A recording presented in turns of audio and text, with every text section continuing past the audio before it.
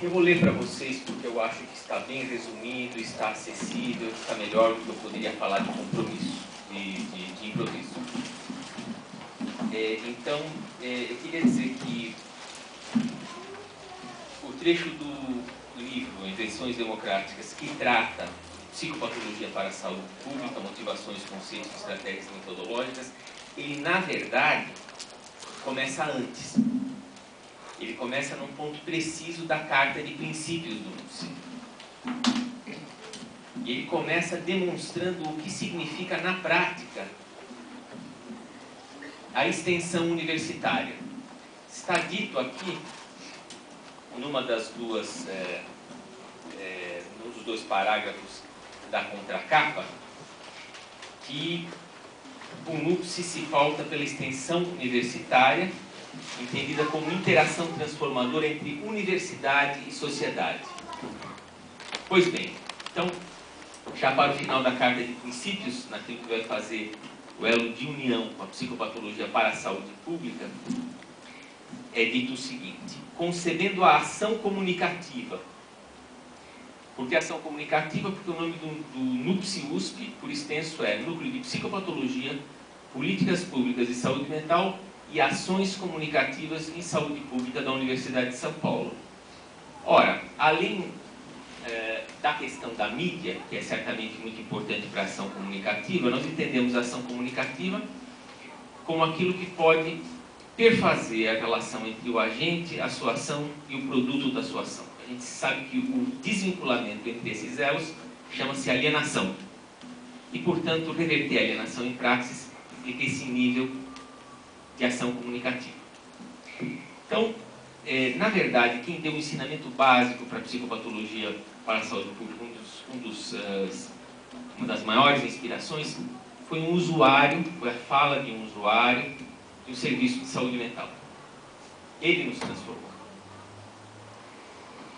E, rapidamente, isso é contado no final da Carta de Princípios, que me incumbiu escrever, e que diz assim: concebendo a ação comunicativa como um saber fazer e um fazer saber que põe em contato agentes internos e externos à universidade, cabe atentar ao ensinamento propiciado por um cidadão que, entrevistado sobre a sua condição de usuário de serviço de saúde mental, perguntou-nos pela definição de psicopatologia.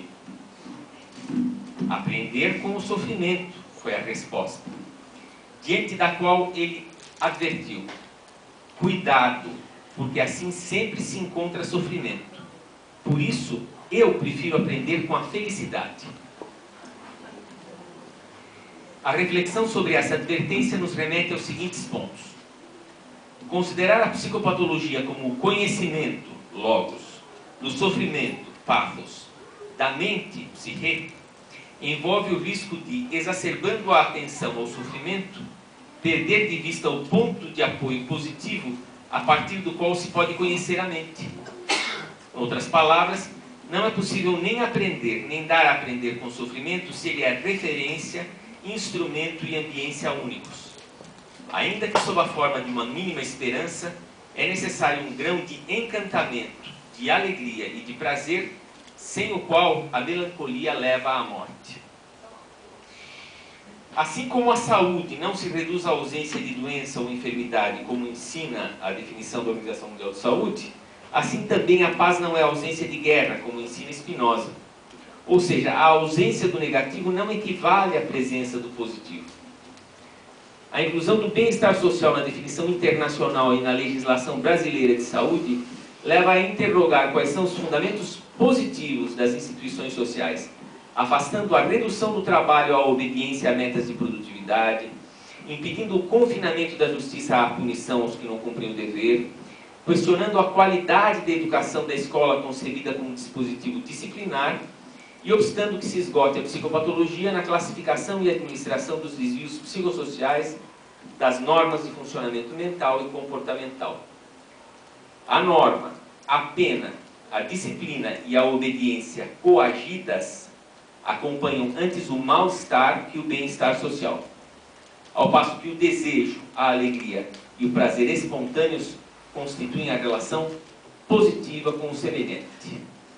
sendo a relação positiva com o semelhante essencial à gênese, à manutenção e ao desenvolvimento da vida plena e da coexistência humana livres, sendo também, portanto, condição necessária do bem comum que é norte da justiça, a dimensão social da saúde porta consigo a dimensão vital do direito. E com isso eu passo para a psicopatologia para a saúde pública, que diz o seguinte: motivações. A ideia de uma psicopatologia para a saúde pública tem como ponto de partida o seguinte diagnóstico.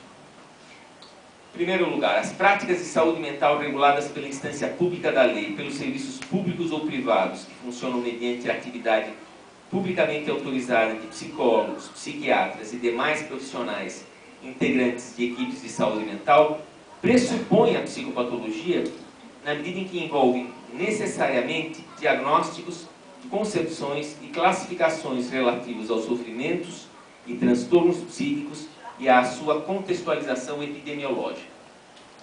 2.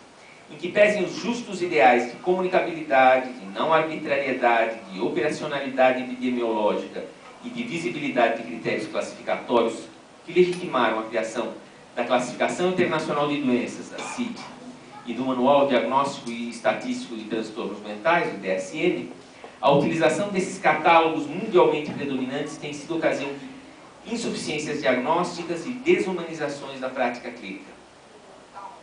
As referidas insuficiências diagnósticas e desumanizações da prática clínica se apoiam no fato de que a construção desses manuais classificatórios baseou-se, em primeiro lugar, num postulado de ateurismo e de neutralidade próprio de uma atitude clínica objetivista, a qual se pauta pela desvinculação das implicações diagnósticas advindas do entrelaçamento das realidades do observador e do observado. Em segundo lugar, no descarte de concepções relativas a conflitos entre forças não diretamente observáveis, o que se entende dentro, e não só dentro da psicanálise, como psicodinâmica.